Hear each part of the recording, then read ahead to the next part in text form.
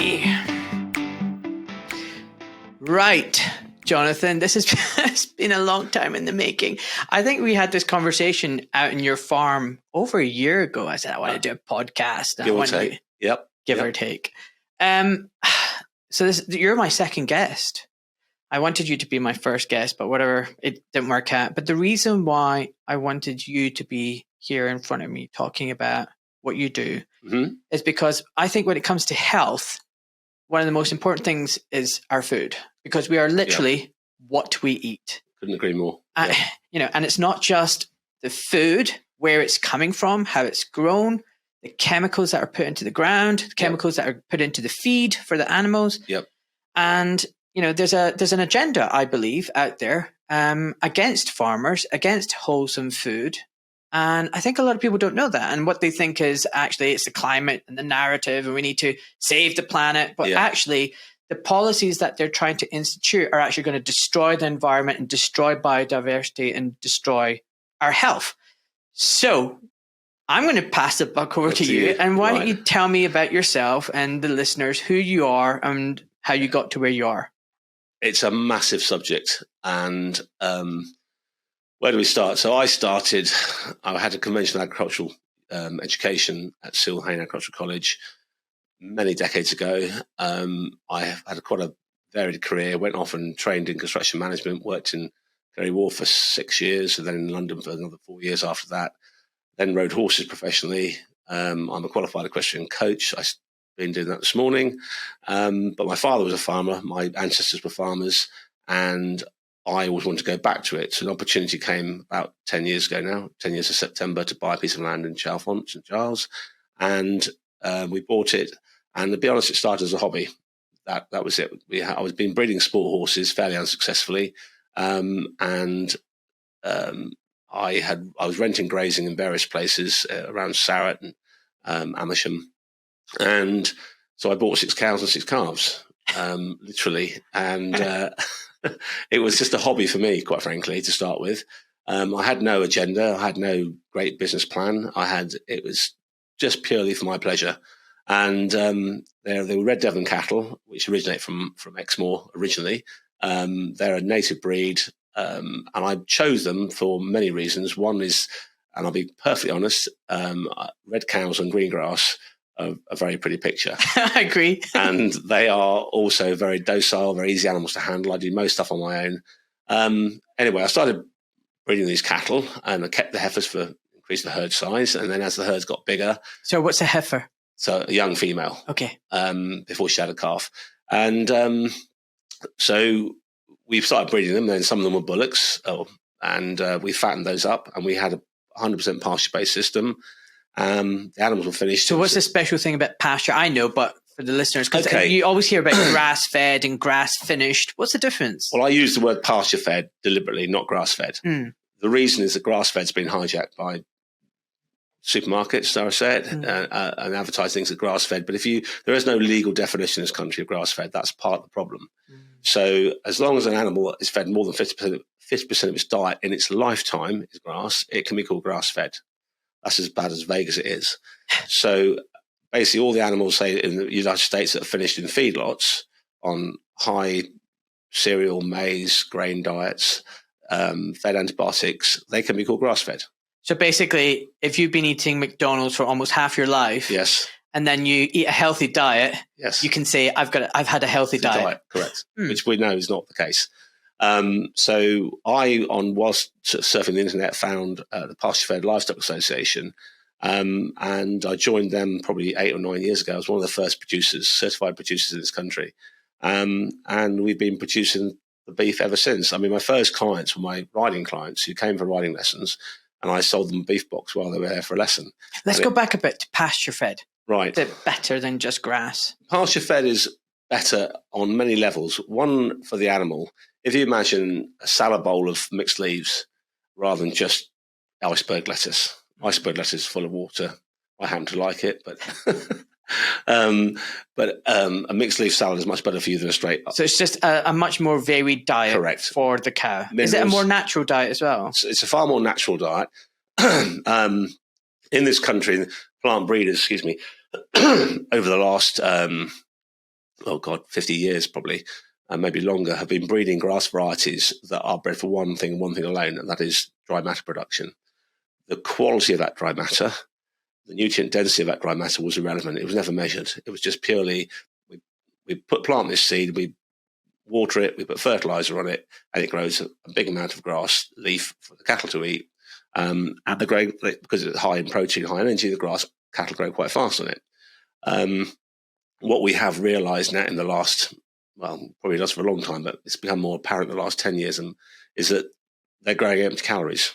They're growing a lot of beef that is of little or low feed value, low in vitamins, the wrong fats, a lot of lean tissue that doesn't taste of a great deal, and probably isn't that good for you. And that's a reflection of what they're eating. So when they're eating a pasture-based diet, well, pasture-based means a species-diverse diet. So you've got not only grasses, but you've got clovers, you get herbs like plantain, chicory, probably 5 or 6 different smaller herbs, which are not there in great quantities, but enough that herbs are normally deep-rooted and mineral-rich, and therefore provide the balance for the animal's diet. What we've also realised is that the ruminant system within the cow operates much better when it has a more balanced diet with minerals and vitamins. So there's a host of bacteria in the ruminant which digest the fibre, and without correct balance of minerals and vitamins, it doesn't work as effectively. It's funny, humans are very similar. If you eat a very small, diverse diet, then you get colonized by a few bacteria, which is actually not healthy for you. What you want is a very varied colony in your gut biome, which is reflected by the more diverse food sources you have. And it just makes sense that animals would be the exact same. And you literally are what you eat. So if a cow's eating nothing but apples all day long, that's not very healthy. No. And what we've also found with cattle now is that their ruminant biome is almost very, very similar to the biome in the soil. So when cattle are, people, this current trend for blaming cattle for all the ills of the world and climate change and God knows what else, because they belch out a bit of methane. Without cattle, we wouldn't have grasslands. And we wouldn't have grasslands because in the end, what the cows do when they graze the grassland is they're constantly inoculating the soil with bacteria and fungi and all the microorganisms that create the soil biology, which cycle the nutrients, which hold the water within the soil matrix, which create organic matter. So there's so much we don't know. Soil science, if you can call it that, is in its infancy. When I was at college, all we studied was basically the mineral matrix makeup of the soil. So you had a clay soil, a silt soil, a sandy soil, and if you had a sandy soil, you did this to it, and a clay soil, you did that to it, and it had these characteristics in terms of cultivations and et cetera, et cetera. It's so much more complicated than that. I'm sure I read or heard somewhere that all life on this planet exists because of a foot deep soil layer. That's it. Just a foot deep of soil. That soil and the plant matter that comes from it, everything living on this planet comes from that. But my understanding also is with this industrial agriculture, in revolution that we've seen, you have these mass monocultures. You pump the soil, you rape the soil of its nutrients, then you pump it with fertilizer and insecticide and herbicide. That's fundamentally a very flawed system because we're basically starving the soil. Aren't we? We're doing worse than starving it. We're killing it. And nitrate is a poison. It's as simple as that. You put enough nitrate on something, it kills everything. So yes, it all started after World War II, as I understand it. I mean, where nitrate was an explosive, and they discovered that on these factories where they were producing nitrate for explosives, they spilled it on the grass. The grass grew fantastically, in theory, dark green, lush, all the rest of it. Yes, it's a bit like, I suppose, giving our kids sugars and sweets and things. They go around like crazy, running around all the rest of it. And they're very big. Is it healthy for them? No, it's not. So they put nitrogen on grass. It was an outlet for all this nitrate from World War II. And that on top of, during World War II, there was food rationing, there was food shortages. My parents both lived through the war and they both experienced that. And every government since has said we will never be short of food again. And so all agricultural policy, both within this country, within Europe, has been based on mass production of food. So irrespective of its quality, just mass production of food. What do you think is driving it? Just incompetence? Money? Yeah, no, I mean, the whole food production cycle has been hijacked by big industry, if you want to call it that. And whether you're looking at the chemical companies like Bayer or food processors, they are, when you look at these food processors, you think they're a small company. They're not. They're owned by a bigger company. And it's massive. And I mean, the other problem we have now in this country, which is a sideline, is with abattoirs. There's less and less abattoirs to go to now. They're bigger and bigger. They're owned by big companies who are not interested in processing cattle from small producers like me. So, for instance, I mean, I go to an abattoir in Farnborough, sorry. That's about an hour away from me down the M3. The other nearest one is Bedford. Beyond that, it'd be Chelmsford. Wow. So what I do, we think what we're doing is a good thing, and this is great, but all the abattoirs through greater legislation, which is lobbied for by the big processors because they can afford to have higher and higher health standards within the factory units, the abattoirs, and the small abattoirs, which are generally quite old, 100 years old, can't afford to refurbish and rebuild. So it's just more and more centralization of food production and food processing. Yeah. It looks like centralization is happening across the world on every respect, every not level. just 100%. Which is a disaster. I mean, for instance, again, we use a Red Devon breed. I'm very good friends with a farmer in Devon who they have a tie with Waitrose. So all beef in Waitrose supermarkets in Devon is side by a Red Devon bull. So he has a farm with lots of barns on it. He houses up the cattle in batches of 30 a week, I think it is. And then they get picked up by a lorry and get driven to Manchester to be killed and processed, to be driven back, to be sold in a supermarket in Devon. It's crazy. It's absolute bonkers. Absolutely. But that's where Waitrose, I can't remember who processes for them, but that's where they do all their processing. And then it gets driven out from there. So can I ask something? You said your dad was a farmer and your ancestors. So was your dad into cattle and beef? Or my father, he unfortunately passed away a couple of years ago, but he was a great influence on me. And he always said in his lifetime, government paid him to rip out every hedge, fill in every pond. And then in the second half of his life, they paid him to put more back again.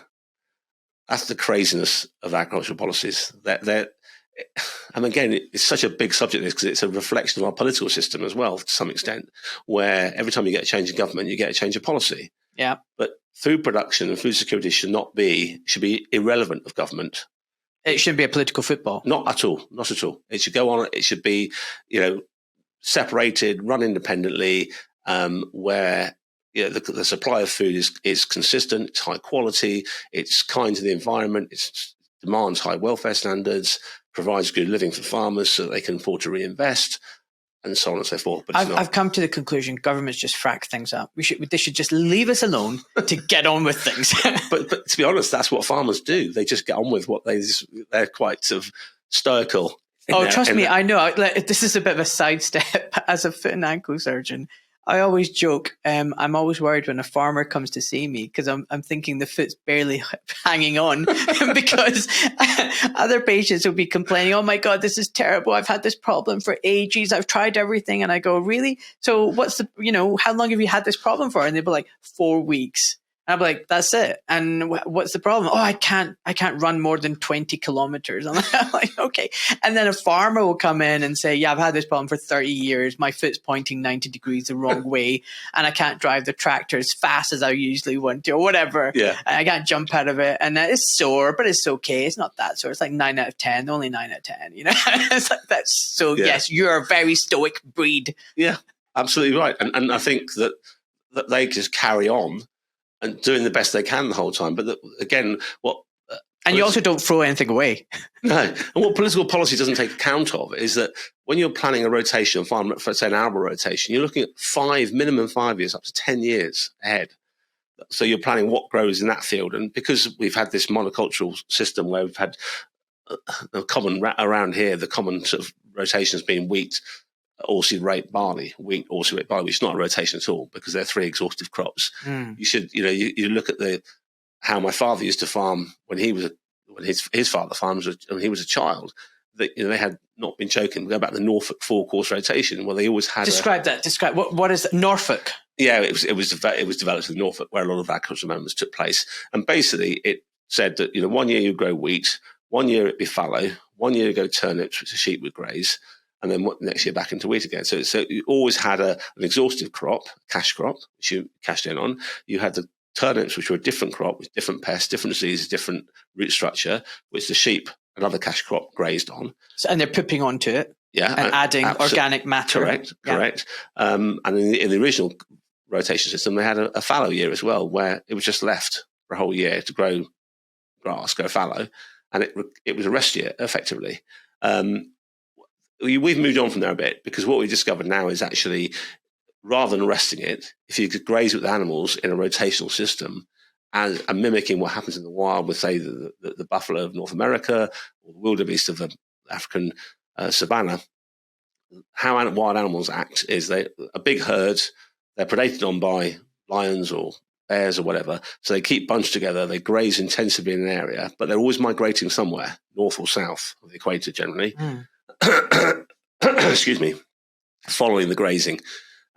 So they basically urinate and poop in a small area, they trample that into the ground, and they move on. They won't come back to that area for probably 6 months minimum, probably a year, because they go up one side and back down the other. So that has a chance to recover and rest and grow again. And the taller the grass and the herbs grow above the ground, the deeper the roots go underground. So what you see above ground reflects what's underground. You made a comment earlier about top 12 inches of topsoil is what we live on, what civilization relies upon completely. Yeah. If we had 12 inches of active topsoil, we'll be okay, but we haven't. That's the problem. Basically, we're cultivating now the top 4 inches of soil, and because we're constantly turning the soil over the whole time in modern cultivations, I mean, again, the last 5-10 years, we've adopted much more sort of direct drilling, which is where you cut a slot in the ground and put the seed in without actually inverting the soil. Every time you invert soil, you release carbon to the atmosphere, but you also break up all the fungal structures within the soil, mycorrhizal structures, and the mycorrhizal structure is essential to mycorrhizal structures. Mycorrhizal structures. It's a fancy word. Oh, yeah. So mycorrhizal fungi is a fungus that lives within the soil. You can't see it we can in a microscope, but not to the human eye. And basically, it forms a symbiotic relationship with the plant roots. So imagine a plant, even like a lucerne plant, which will grow down 1 meter into the soil and 1.5 meters each way, which is quite a big area.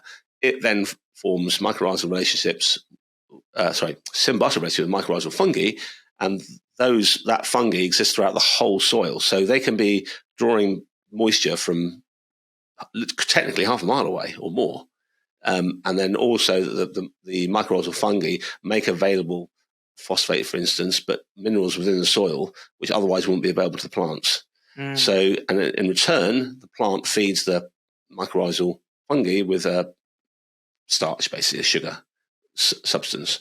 So at night time, when it stops photosynthesizing, the sugars go back down to the roots, exudate into the soil, feed the mycorrhizal fungi so they can grow, and so on and so forth. Right. Every time you turn the soil over, plow it, cultivate it, you bust all that up, you break up the whole system.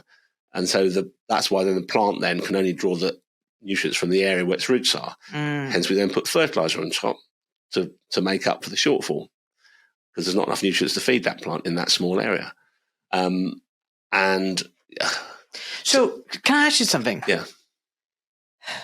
The argument amongst a lot of people these days is that there's just not enough to go around. There's too many people, and the earth can't sustain 8 billion people, whatever it is, and there's not enough food for us. I don't personally believe in this. I think that's nonsense. Yeah. I think it's about how we use the resources that we've got. I think it's about having some people being less greedy, and I'm talking about the top 0.1%. Yeah. I mean, people say that regenerative farming, and if you can talk about what that is not sustainable on a mass scale, and we can't feed the millions in London and whatever, and it's great out here in rural Buckinghamshire. Yeah. What would you say to that? I was start with regenerative. Regenerative farming basically means you're regenerating the soil. The soil is what civilization relies upon. But in terms of on a bigger level, regenerative farming is about animal welfare, about sociological welfare, so that the farmers themselves. It's about basically regenerating the whole way we do things, making the whole system healthier, fitter, more resilient to climate change, for instance. We know that soils with high carbon contents, high organic matter contents, are far more tolerant of drought than a soil with a low organic matter content. So basically, what I want to really understand is, why didn't you say, right, I'm going to sell this amazing product, this pasture-fed beef, which from the sounds of it, there's not many people like you in this country doing this. I mean, if there's percentage of people raising cattle in this country, what percentage, of cows bred are bred like yours? I mean, are we talking about 50%, 20%? What are we talking about? Very small percentage. I don't know exactly. Probably less than 5% are pasture-fed. Now, I've got to clarify this, Gabe. We're certified with pasture-fed. So my animals never get cereals, never get fed byproducts, 100% pasture diet the whole time. There are a lot of animals, for instance, lamb, sheep, which by the nature of where they're farmed are more or less 100% pasture-fed anyway. Because in terms of, I'm taking a commercial angle, if you have to start feeding creep feed, which is like a cereal-based protein diet to lambs to fatten them, it's so expensive. It's not profitable to farm lamb that way. So majority of lamb in this country is produced off grass. So all the lamb in Wales is good stuff. Pretty much, yeah. Okay. Yeah. Why do I sell local? We set out right from the start, my wife and myself, just to sell locally, because it's all this travelling, which is burning fossil fuels, which is creating half the problem. Food should be grown locally, eaten locally, and eaten seasonally, and that is key. Amen to that. Yeah. But I mean, because I would have thought with your premium product, you would have said, right, I'm going to sell to the fancy restaurants in London and Michelin markup. But you've actually got a butchery on your farm. You don't have a farm shop. It's actually, you buy directly from you. Is that right? Yes, correct. Yeah. And we've steered away from farm shop for several reasons. One, because if you have a farm shop, you have to staff it 6 days a week. And also where we are located on a fairly busy main road, highways wouldn't be very happy about having a farm shop there, because it was a lot of ins and outs the whole time to the entrance, and would be a traffic hazard. And we supply a farm shop, Peterlee Manor at Great Missenden, which is a really good farm shop. We don't need to be a farm shop.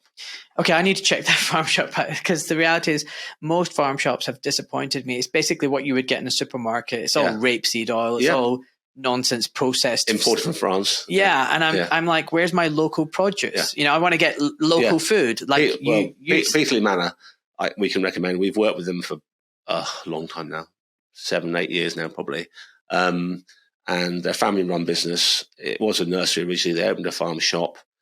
A nursery, I think. And then the farm shop came, and they make a point of basically only selling meat. So their poultry comes from Tring, their lamb and pork comes from Chalfont St Giles. It's just an adjacent village nearby. Yeah, then beef comes from Chalfont St Giles. Ours. Their eggs are also local. I'm not quite sure where they are, but they're pretty local.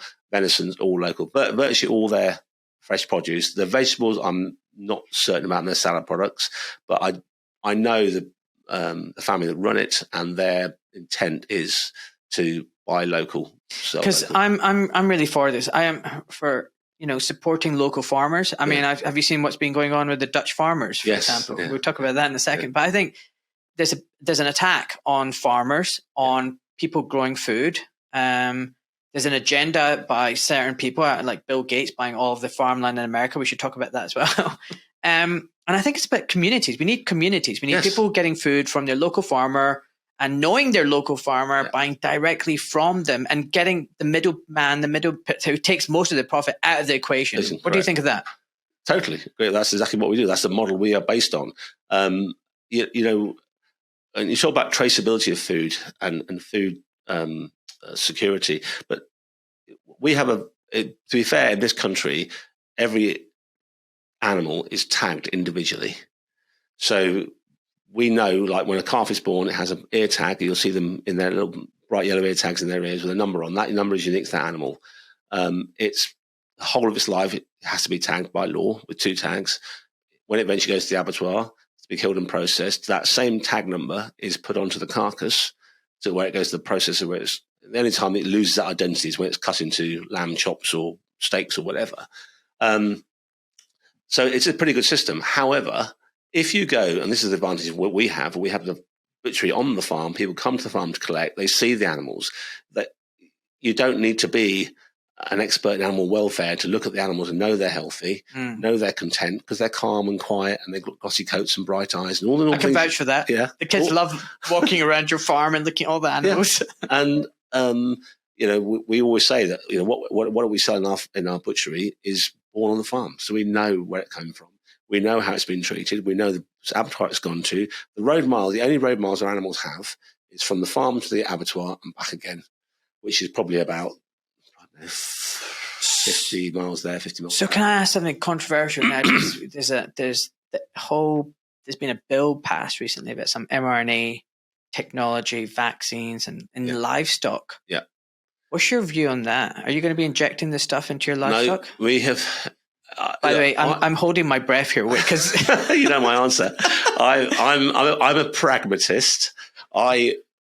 From a ethical and a commercial point of view, avoid vaccines where I can. However, for instance, with sheep, we do vaccinate the ewes with a broad spectrum vaccine, which protects them.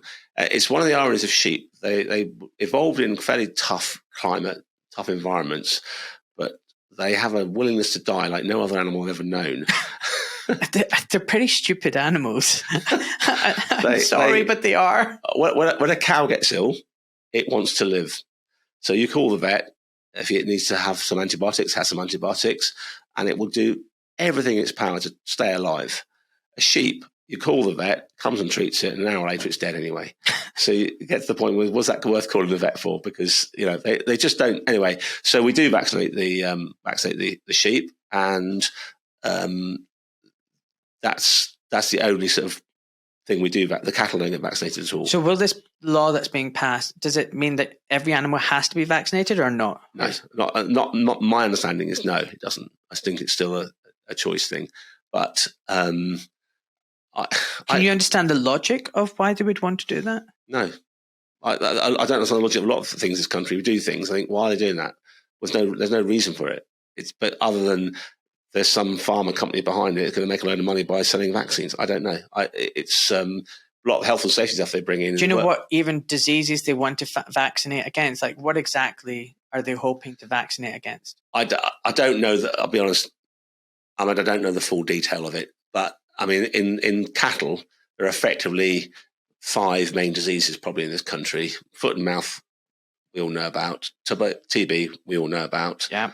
There's something called bovine viral diarrhea, BVD, IBR, Johne's, and leptospirosis. So 6 major kind of.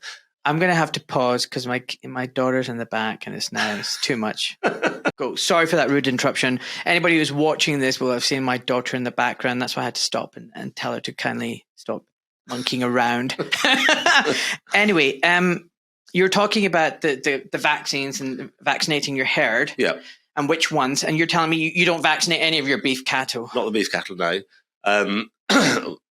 Veterinary work in this country now is very much geared to prevention rather than cure. That's great. That's the model it should be. Which wasn't the case probably 20 years ago, where everything got treated with, you wait to get ill and you treat it with something, a drug. Now, like with my vets, we work on herd health plans, flock health plans. We look at ways of managing the animals, and that's for everything from feeding to housing, how they're housed, ventilation, sunlight, those kind of things, cleanliness of the water, protocols in terms of introducing new bulls. So all new bulls are health tested for a range of raft different diseases. They're isolated when they come in, and they're not introduced to the herd, so we know as much as we can do that they're 100% clean. So it's those kind of things. If you manage animals in a correct way, sickness is often a reflection of poor living standards. And it's the same with animals. Exactly. I was going to say, I would say the same as about human beings. I don't know which one is correct, but they're both theories. Germ theory is that there's nasty germs out there and they're going to kill you, and we need antibiotics and drugs to prevent. Or there's a terrain theory, which is that actually we're surrounded by bacteria, and in our gut, for example, there's more bacteria than the whole cumulative number of cells in our human cells. So, we live with these bacteria, and it's symbiotic relationship, and they're actually useful. We need them for hormones and digesting our food. And actually, if the terrain is poor and not healthy, then that will create an imbalance and sickness. And I'll be honest with you, I'm kind of drifting more towards that. Yeah. Theory. 100%. I mean, we have an immune system. Every living creature has an immune system. Bloody incredible one. Yes. Let it do its job. But to do its job, it has to recognize diseases. If you protect it from diseases the whole time, it never recognizes them. This is my layman's farmer's theory on it, to be honest. But so that's absolutely right. I mean, the immune system is trained. And every exposure to bacteria, it acknowledges and understands, and it knows how to deal with it next time. Yes. And if you look at what happened when the Spanish and the Portuguese went to America for the first time, and the native people weren't exposed to any of the smallpox, whatever it was, it wiped them out. And because they hadn't been trained, their immune systems didn't know what they were naive. They were naive. Yeah. So I totally agree with that. Yeah. And that's the view we take with farm animals. If they have a really good level of nutrition, which ours do because they have this pasture-based diet, stress is the other factor, which is a massive influence on human and animal health. Absolutely. We have been guilty in the past of housing animals too intensively. And when they can't exhibit their normal behaviours, so animals don't shit where they lie if they can help it. I do. Why would you? Yes. They will drink here. They don't go and poo in their water if they can help it. But when they're put so tight together, they can't go and lie here on the dry, eat here, poo there, drink there. Then they have to do it all in one place. But, is it any wonder they become sick and ill? So we have a low, although we have buildings to house animals, so we carve all the animals indoors. That is mainly it's for my welfare and theirs, because I can have 100 cows indoors and check them every few hours, switch the light on, they're fine, walk away. I mean, we could have cameras, we don't, but and it makes it easy for me. If they're carving out in the field and they have a problem, I can't help them because I'm on my own. Whereas if indoors, I can get them into a pen and into a crush, and I can help them. But the rest of the time, they're outside on the fields and the pastures, and so they're housed for roughly 4 months of the year. So they come in sometime in December, and then they house until they calve in March, and then within probably 3 to 4 days, of calving, they go outside. And that 3 to 4 days just allows us to observe them, make sure the calf is drinking enough colostrum, because that is also absolutely key to animal health. If calves and lambs don't get a proper dose of colostrum in the first 24 hours of birth, they are weak and sickly for the rest of their lives, pretty much. Doesn't matter what you do to them after that. That first inoculation, I call it, of colostrum is absolutely key. So the cows have to be in good health. They're producing good quality colostrum. The calves have to be, again, it's a massive subject. So we've bred animals that are highly productive, highly muscled. You've heard of double muscling in cattle. No. It's a genetic defect that's been line bred into animals. So, for instance, like a Belgian Blue is a breed of cow which has double muscling on its bum. So if you look at its bum, it instead of being like a normal cow-shaped bum, it's literally like someone Botoxed it. Oh my God, yes. Yeah, literally. God. Okay. And the problem with that is when Belgian Blue cattle, most everyone's going to be Googling Belgian Blue bottoms now. It's going to be trending. And the majority of, if you say use a Belgian Blue on another cow, because the calves are so heavily muscled, they can't have a normal birth. They have to be developed by C-section. Oh, wow. So, I mean, there was a farmer in Rickmansworth who was one of the first importers of Belgian Blues. He had a veterinary clinic set up on the farm. Every single calf was developed by C-section. Literally. And this is in a drive to basically have a beef animal at the end of the day, which we call it a kill out. So if you weigh an animal, say it weighs 600 kilos, when it kills out, so take away the guts, the feet, the head, all the rest of it, the bit that we will then process is the kill out percentage, which is normally 55% of the live weight. So the heavier muscled it is, we call it conformation. The better the conformation, the better the kill out is. Therefore, they got paid more for their animals. It's all money. But yeah, you look at it and you think, why? I look at these cattle and they're obscene. Why on earth would you have a cow that looks like that? If we weren't here, they would just die out because they'd all die at birth. They wouldn't carry on. And this is us, human beings, that have done this. Because in the wild, we just mess things up. That would not have happened. That calf would not have been born because it couldn't have been born. That genetic defect would have died there and then with its mother, probably. Sounds cruel, but that's what would have happened. But we delivered by C-section. Thought, oh, look at this! Here's a really commercial animal.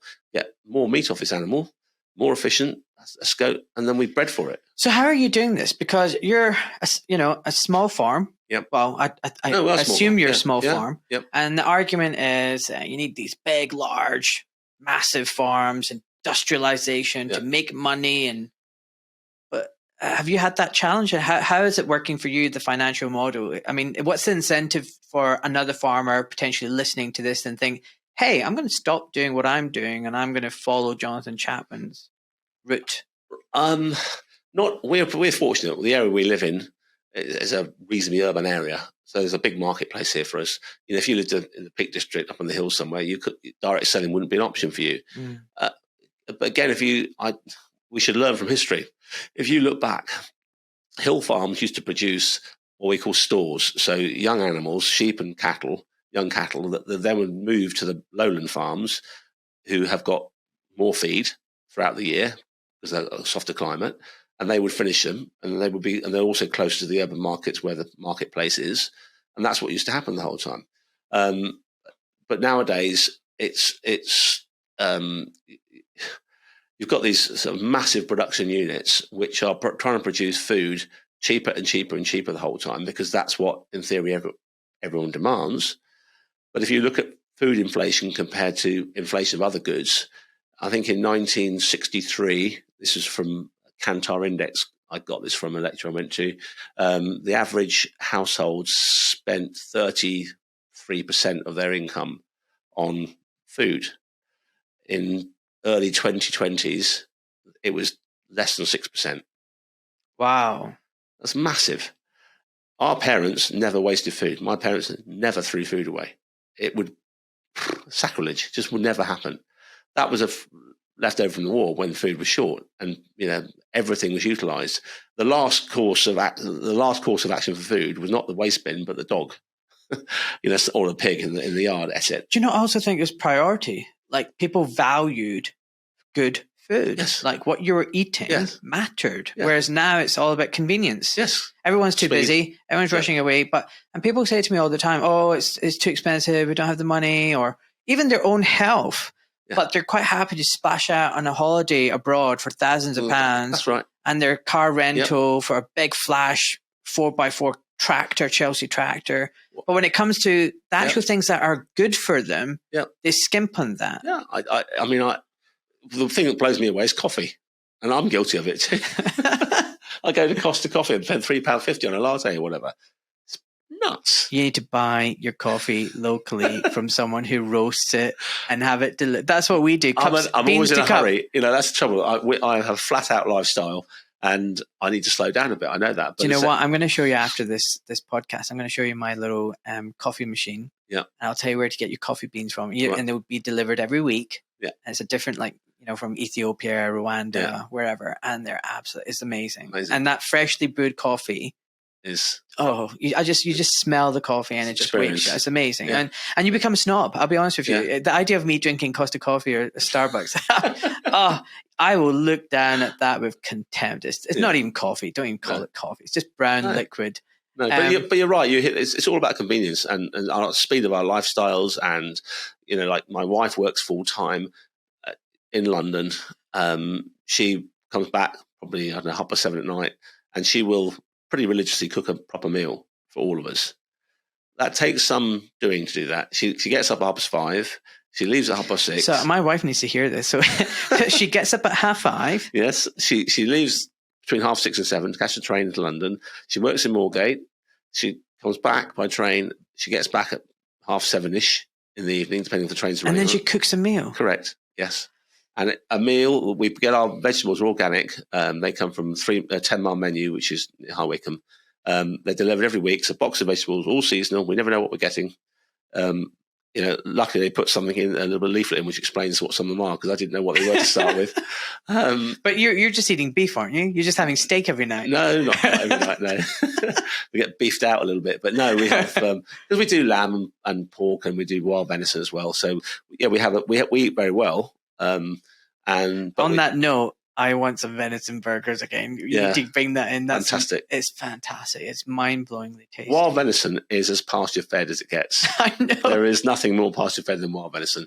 And actually, round here now, deer are becoming a bit of a plague because they're not kept in check, and particularly roe deer. Well, I don't know. Actually, I go running across the fields, and I love cross-country running, and I love it when I see the deer. They're beautiful creatures. Beautiful. I don't question that at all, but they are fairly devastating to woodland. Yeah, they will eat out all the understory, and you go through these woods. Sometimes you think there's nothing on the ground; they're just eating everything, and everything up to about sort of 6 true. 5. Yeah. So again, everything in balance. There's nothing that predates on deer in this country apart from cars. What used to predate the deer? Oh, going back, wolves probably. I don't know. People. Yeah, hunting? people did. Yeah, people. Well, we are the ultimate predator, aren't we? We must have hunted them. Yeah. So the funny thing about you just said about your wife going, I think that's one of the key things as well. We need to go back to cooking our own food from scratch. So my wife works 3 days a week. She also gets up at 5:30, 5:00, 5:30, and leaves and comes back at 7:30. But I'm a really good husband. I've dinner ready. Yeah. So I probably cook 4 out of the 7 meals a week. Yeah. And then she does the other 3. And quite often we do batch cooking. Yeah. So that it runs over. I know some people don't like eating leftovers, but anyway, I don't have a problem with leftover lasagna. Yeah. 100%. It's great. It's often better second time round, isn't it? Yeah, absolutely. And the thing is, I think if you source your food and you know what's going into your food and your ingredients are minimal and there's no junk and preservatives and colorings and God knows what else, that surely must be better for you. Has to be. Has to be. Yeah. Has to be. Yeah. But it's some people say, well, I don't have the time. I'm quite busy. Yeah. You make the time. It's about the priority. What's more important? Is it more important to sit in front of the TV for an hour and a half or cook a meal for 45 minutes to an hour? You've hit the nail on the head, because that's exactly, we do it for lots of reasons. 1, because we want to eat well. 2, I want to sit down with my 2 girls who are 5 and 7. I want to hear about their day. I want to talk to them. This is where you say society is broken down. Society is broken, and it's because we don't sit around a table and have dinner as a family anymore. Well, I can get a little bit more conspiratorial. I think there's an agenda to break down the family unit. Yeah. Honestly, I think they don't like the family unit. But we have a choice.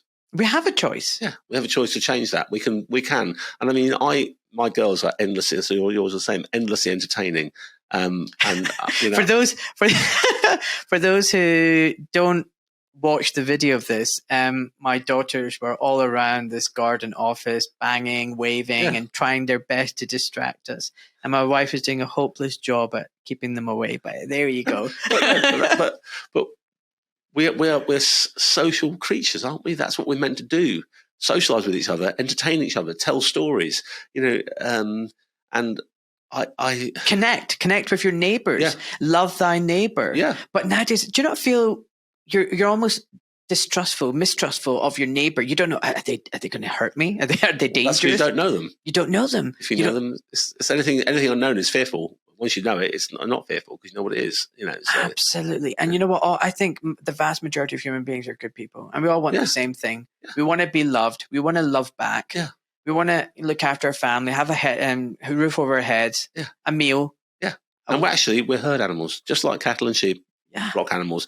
We want to be together, if necessary, in a bit of a hierarchy, because we're not all leaders, we're not all followers, but society needs all of those people to make up a structured society. And you feel secure when you're like that. It's like in a cow herd, and I learned from watching nature, but in a cow herd, there's always a matriarch. I don't know that. Yeah, always. And really interesting, when you move from field to field, the matriarch cow does not go first. She will send the outliers first. So in the social structure of a cow herd, the top cows stay in the middle historically because they've been protected from predators and things like that. And if they cross the river, the wildebeest cross the river, it's not the lead wildebeest that go first, it's the other ones. The crocs have them, the others get through. But it's incredibly structured. So when they have calves, one cow will sit with the calves in the field or stand with the calves in the field. There'd be probably 20 calves and 1 or 2 cows. The other cows goes off and graze and goes to the water trough and drinks and comes back and they swap over. It's like child minding. Wow. And if you just take the time to watch them, it is unbelievable how it works. And they all are content. If that matriarch cow is taken out for whatever reason, dies, the whole structure gets a bit mixed up again. And until it's sorted out, it's a bit chaotic. And then it's sorted out again, and there's a new matriarch, and the whole thing goes on as it did before. And it's absolutely fascinating, this. And so to me, sort of social structure is a natural thing. It is. I'm really going off my. No, not at all. It's beautiful. I agree. I think we're community animals. We're social animals. I think we need to restore that whole family unit. Yeah. And part of what I've been trying to do, what I love about my job since I've moved out of London and work here, is I really feel like I'm part of the community. I can't go down the high street without bumping into a patient. Yeah.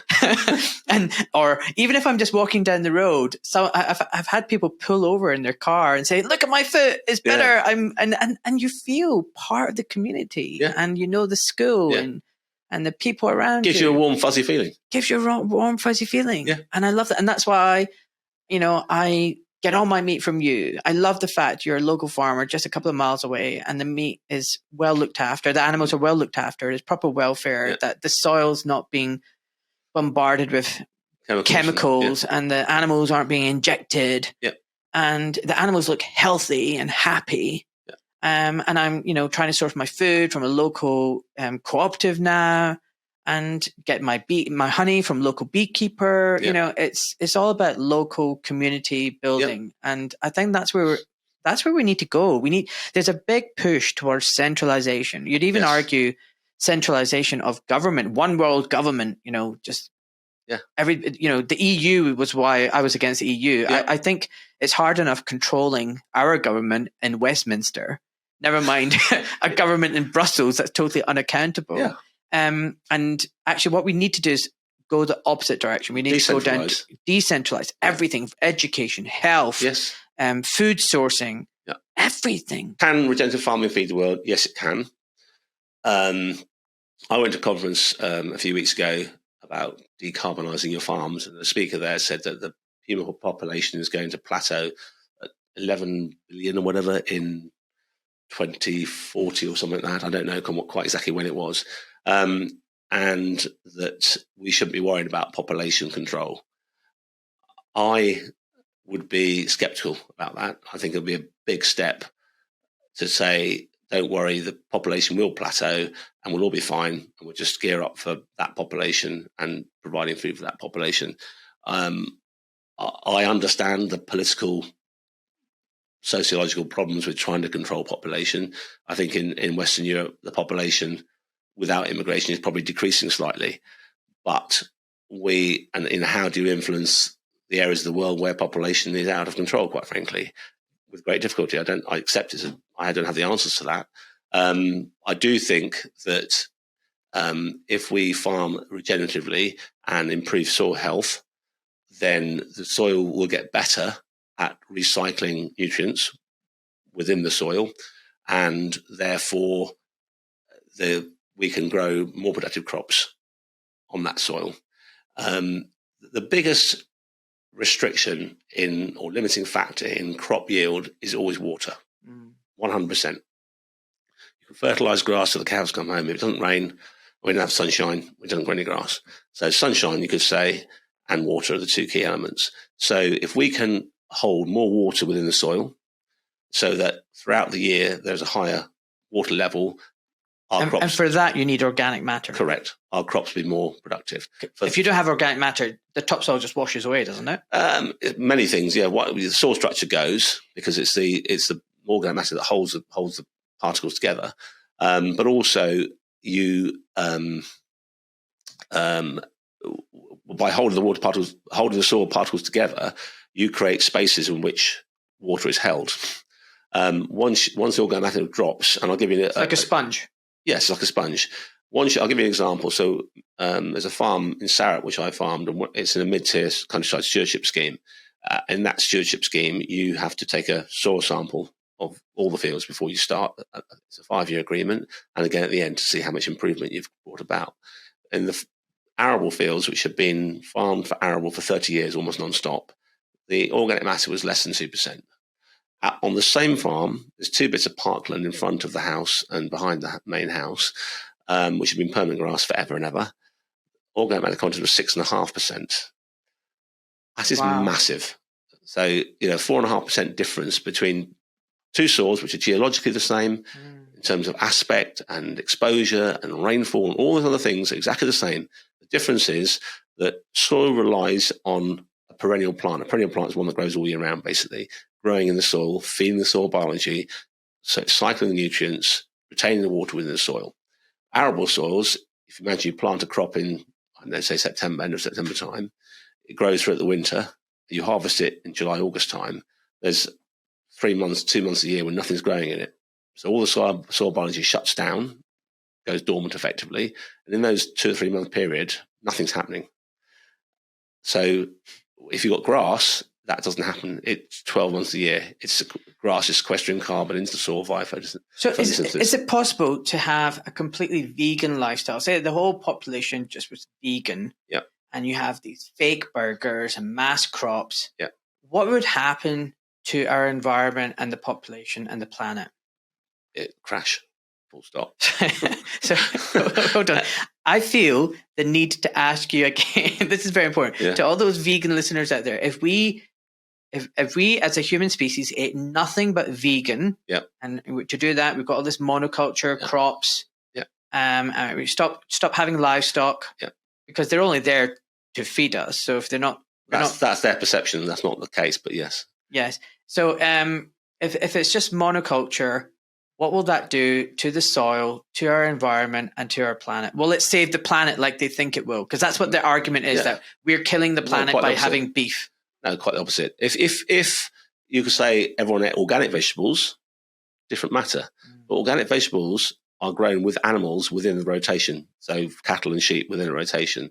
So they might grow potatoes in the field 1 year, the next year it'll be down to grass, clover, lay. They'll have that for 3 years. The animals will fertilize the soil, then it'll go into wheat, then back into potatoes again, that kind of thing. Soil health relies completely on animal interaction. So in our case, grasslands, ruminants eating grass, and then fertilizing the soil. Without it, soil will deteriorate, go downhill. Wow. And what about the argument that cows are causing global warming and climate change? It's methane cycle is a closed cycle.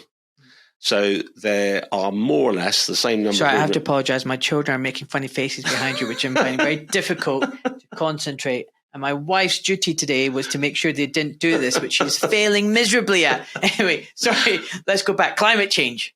Yes. So methane is a closed cycle. There's more or less the same number of ruminants on the planet now as there were, say, 150 years ago. The difference is now more domesticated, less wild. But in terms of actual total, so there's more or less the same amount of methane being belched out, whether it be from wild animals or farm animals. More or less the same. Oh, wow. I didn't know that. Yes. It's a fact which is overlooked all the time. And it's very frustrating for someone like myself keeps hearing this methane argument put out there. And the reason it's put out there is, yes, I accept. So where would we be able to find this fact? Because there'll be people screaming, this is nonsense. Yeah. It's all factory farming animals everywhere, belching out and farting away. I'm quoting from talks that I've been to by people far more knowledgeable than me, who obviously those figures are out there somewhere. But the fact is, if you look at the loss of the bison, the loss of the wildebeest, the loss of wild animals everywhere, deer in this country, then it kind of makes sense. But you almost say irrelevantly or irrelevant to it is the fact is that yes, they belch out methane. The methane goes into the atmosphere. 10 years later, it turns into carbon dioxide. It's reabsorbed by the plant in photosynthesis, pumps nutrients back in the soil again, carbon back into the soil again. The grass is eaten by the cattle, and the whole cycle goes round and round. So it's not adding to the carbon pool. But isn't carbon a friend as well to plants? Yes, doesn't it cause totally. the It's a friend to all of us. We're made of carbon, aren't we? I mean, without it. Isn't the planet greener now because we've got more carbon? I've heard that as well. Yeah. Actually, we need carbon. Yeah, we need everything in balance. That's the key word, in balance the whole time. And what's caused the imbalance is the burning of fossil fuels. We all know that. It's a truth that no one wants to face. Nobody wants to give up their cars. Nobody wants to, I'm not saying they should, but there's So the internet cut out again. Sorry. Bad timing. I need to sort this out. I can't keep doing all my podcasts like this. So you're going to talk about an American poet, you said. Yeah, there's and I wish I could remember the chap's name now, but he coined the phrase "farm in nature's image." Watch what nature does and copy it, because nature's been doing it for centuries and it works. And that's everything I do now is just that, basically. It's not rocket science. It's actually really quite simple because nature's all around us the whole time. And what I love is you've got a real passion for what you do. Yeah. And I'm a believer that if you don't love what you do and you're not passionate about it, you're either not very good at it, or and it's just not good in the long term. You shouldn't be doing it. You should be doing it. No, change. I worked in construction for over a decade in construction management. I would like to think I was quite good at it, but I hated it. Was your dad disappointed when you didn't become a farmer? He was disappointed when I became a riding instructor. Because I had this very well-paid job. Had a company flat in Wapping, company car. Incredibly well-paid when I look back now. And sort of a job for life at this company. And I gave it all up to go and ride horses. And he was like, "Have you lost the plot? What's the matter with you?" But I was passionate about, that's my other passion in life, horses, riding. So I rode professionally for 25 years. I rode on a British eventing team twice in the European Championships, and I qualified as instructor probably 20 years ago, and I've been coaching and teaching ever since. And it gives me a lot of pleasure. That's why I still do. I still do a day and a half a week of it. I can tell you're really happy. Whenever I see you on the farm, you've got a big smile on your face. You're in your element, so it's great. I have to confess, I was secretly hoping you're going to pitch up today with a big box of beef and say, "Here, Ahmed, advertise you," but maybe next time. So have you heard about Bill Gates buying up all this land in America? Have you heard about it, and what do you think of that? I've heard of it. I don't know the detail. I read his book. What was that called now? About the answer to climate change. And it was basically all technology based. Technology had the answer to everything. And I went to this Royal Agricultural Society conference a couple of weeks ago, Harper Adams, and there was a debate there. And I said, just be careful. Technology has got us where we are now in farming. Now you're blindly going to go down another road following this technology, thinking it's got all the answers. Nature provides all the answers. Just look around you at the natural world and you'll find all the answers you need. You don't, and because the technology they're talking about is, oh, goodness me, refining animal performance. So basically genetical modification so that animals are more food efficient. Oh, God. Yes. So they basically... God. So they basically digest... They get more live weight gain out of the same calories. Oh, God. So this is very similar parallels that we have, for example, in the world of medicine. Yeah. We're in the 2023. We've made so many advances. We've got this fancy technology all around us. Yeah. You would argue that we've never been so rich as a society. Yeah. We've never been so sick. We're so obese. Yes. We're fat. This idea that a dad bod is one where you're carrying a beach ball in your tummy is just socially acceptable. We're sick. We're a sick society. Yeah. Yep. This isn't progress. We've gone backwards. If you look at pictures from the 1930s and 1920s, everybody was slim and trim and strong. And we are a sick, unhealthy society. And the answer is apparently we need to do less. Do less. More technology and do less. Vaccinations. Yeah. increase the vaccinations, increase medications, increase drugs. Yep. And I think as a doctor, no, we need to roll back. This is what's led us to this situation. Yes. We need to go back to basics. Yes. Eat properly, have less stress, get rid of the technology that's messing up our circadian rhythm and our dopamine hits. Get back to that family unit, connect with nature. And that's your solution, not the tablet or the vial and the syringe. Mental health is on the radio every single day. I hear it said so many times, it drives me insane. Now, it's not that I'm not sympathetic, because there are genuinely people with mental health issues. But it seems to me like everyone's got a mental health issue now. And you think, well, is that right? Or is it just a dissatisfaction with the life that they're living? And they coin it as being mental health issues because they're not very happy. And you just hit the dopamine hit. So, I do a lot as a farmer, still do quite a lot of physical work. I don't wear a pedometer, but if I did, I walk a long way every day. And exercise makes you feel good. It's a well-known fact. It does. And the more technology, the more robots we employ, the less we do. We just sit there behind screens monitoring stuff the whole time. How is that ever going to make you? Our bodies didn't evolve to do that job. So we need to actually go back to doing more practical work. I think some people just think they're too clever. They think they're too clever, and they've got all the answers. And it's more technology, and and I think if they keep having it their way, there's going to be a gravestone on planet Earth, and it's going to say human beings thought they were so smart, but they were dumb as shit. And they didn't learn. That's the definition of stupid. Everyone does things wrong, but we do it wrong again and again and again, and don't learn from it. That is proper stupid. Yeah. So what about? We need to wrap up now. We've been chatting for quite a while. I definitely want you back because it's been really amazing listening to you. I'm sure you've got a lot more to get off your chest. But in summary, eating beef isn't killing the planet. It doesn't make you a bad person. And is actually great for the soil, great for the environment. Did I miss anything? No. If we didn't eat but meat, doesn't it make you racist if you eat beef? If we didn't eat meat, we wouldn't have animals. They'd just be in zoos. Think about it like that. Do you want a countryside that's bereft of animals? Just rapeseed crop. I'll give you an example. Dung beetles rely on dung from cattle. Full stop. If we have no cattle in the countryside, we have no dung beetles. Do we have dung beetles in this country? Oh, God, yeah. I'm such an idiot. I used to think it was just Africa. You get this picture of these dung beetles. Dung beetles are one of the great unheralded insects of the natural world. They are what process or start the process of turning cow feces into organic matter in the soil. Oh, wow. I didn't know that. I learned something new. Wow. And what feeds on the dung beetles? Most of our bird life. So it's always unintended consequences. If you take away all the animals, if you stop eating meat, you take away all the animals, from a biodiversity point of view, it crashes.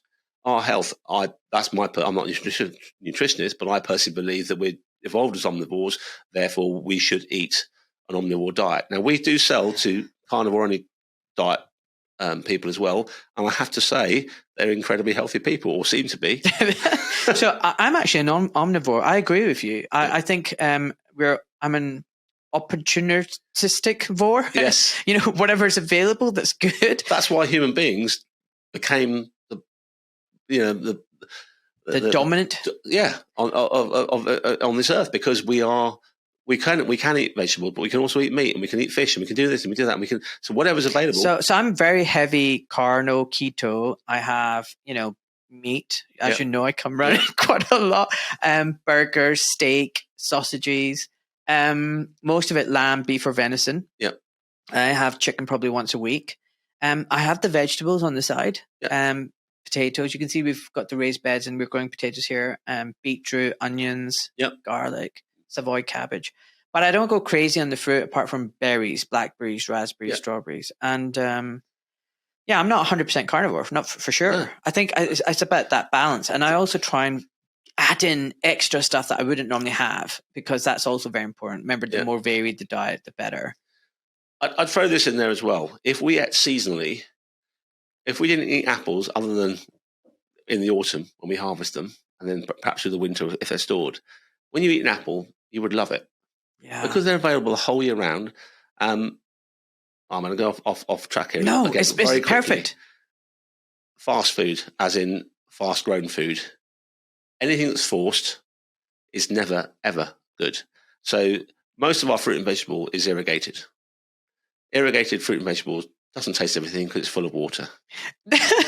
The tomatoes don't taste of tomatoes. No, they look nice. They're glossy and red and all the rest of it. They fulfill the aesthetic point of view. But in terms of their dietary benefits, zero. The greenhouse behind you is full of tomatoes in the summer. Yeah. And the tomatoes, when they blow your mind. They blow your mind when they pop inside your mouth. That's it. And the same with the potatoes. We take them out the raised beds, we wash them, scrub them, boil them, or fry, and they are just incredible. Yeah. And I think also the seasonal thing is actually very important. I think it's about being in tune with nature. I think we're natural beings. Yes. The circadian rhythm. We need to be grounded. We need to be connecting to the earth and the soil. Yeah. Our hands have always been in the soil, digging and rummaging, and we don't do that anymore. We're to the biodiversity. The gut biome isn't being exposed to the soil. That's why the kids were planting potatoes. That's why our immune systems aren't as efficient. That's right, exactly. Yep. And then the food, we should be eating seasonal food. What Mother Earth gives us, not what Waitrose gives us all year round. Yeah, I'm a big believer in that. My father had a lovely expression. He said, they need to get, we had puppies and things, they need to get bugged up. But basically, everyone, with puppies, why are puppies so sick? A lot of puppies are sick the whole time because they're bred in sterile conditions. Yeah. And they've got disinfectant everywhere the whole time in their puppy tray and all the rest of it. Our puppies were reared out in a kennel on straw. I wasn't sure if you were talking about my kids there, dog. No, well, my kids grew up on a farm, and you imagine they got pretty dirty, and they got bugged up, and they're the healthiest kids in their class probably because of that. Oh, I love that because I don't know. I'm old enough now to remember when I was a kid, no one had any allergies. No one had autism. No. Everyone now, you have a birthday party. Your kids are the same age as mine, by the way. Straight away, it's like, any food allergies? Yes. And it's a bloody nightmare. Oh, good. Can't have this, can't have that, can't have that. And these are serious allergies. This is not normal. And one of the things I find incredulous is, why is no one asking any questions? Yeah. Why is no one saying, where's all this come from? Where's all this come from? I don't have the answers. No. But I have the questions. Yeah. The allergies, the ADHD, the autism. Yeah. This isn't normal. No. It's an explosion. Yep. And along with the mental health. Yep. And I think a lot of it has got to do with exposure to the biome, the soil, the food, the nutrition, the stress, the vaccinations. You name it. There's a whole host of things that we need to look into, but no one's even no one's investigating, but no one's even asking the question, which I find incredible. Yeah. But we've gone off topic a little bit. Yeah. But listen, thank you for coming. Pleasure. It's been a pleasure talking to you. It's this was unscripted. We've had some technical issues. Yeah. The kids have come in and tried to distract us. You were very good, by the way. Kept my focus. You did keep your focus. Yeah. So thank you so much for coming, and I'd love you to come back. Oh, your pleasure. You don't need to bring the beef box, by the way. No. Anyway, is there anywhere where the listeners can find you? Are you on social media? Do you tweet? Yeah, you got an internet website? We're not great social media people. We are on Facebook, Native Beef. If you Google native beef, it will come up top of the list pretty much. And we're based at Chalfont and Giles, Bailey Hill Farm, just on the A413. We run the butcher shop on the farm. We are open, as you know, Wednesday, Thursday and Fridays between 3 and 7 and Saturday between 10 and 12. You can pre-order or you can just drop in and see what we've got. We normally have a bit of everything. And we'd love to show you around the farm. We're nothing to hide. We're very open with everything we do. And in terms of where we rear the animals, the butchery, the dry aging of the beef and all that kind of thing. So, anyone's welcome to drop in. Thank you. And can I just ask something? There's a lot of people who do postal orders and deliveries. Have you ever thought about that? So people who can't... Yeah, we do courier deliveries.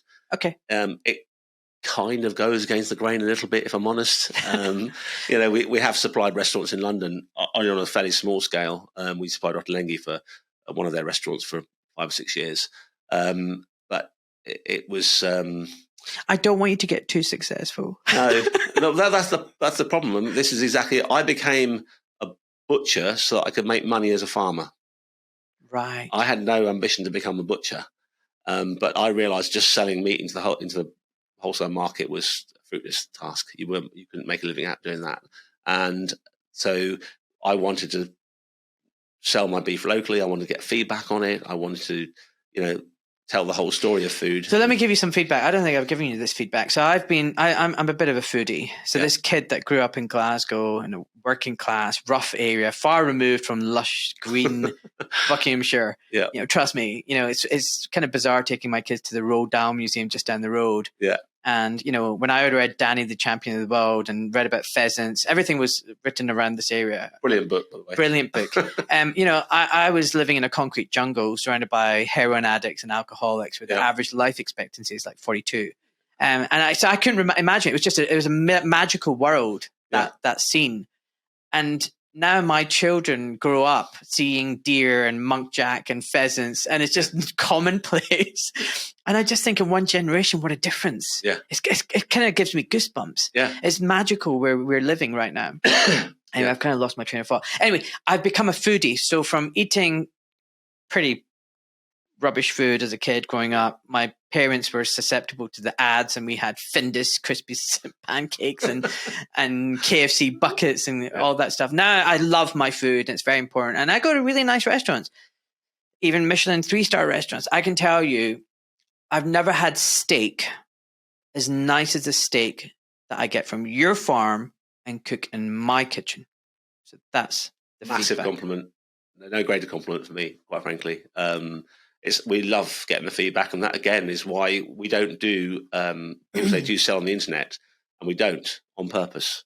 The reason we don't sell on the internet is because you have to have a pack size, and then everything has to be exactly the same. And the internet is completely impersonal. You never meet anyone.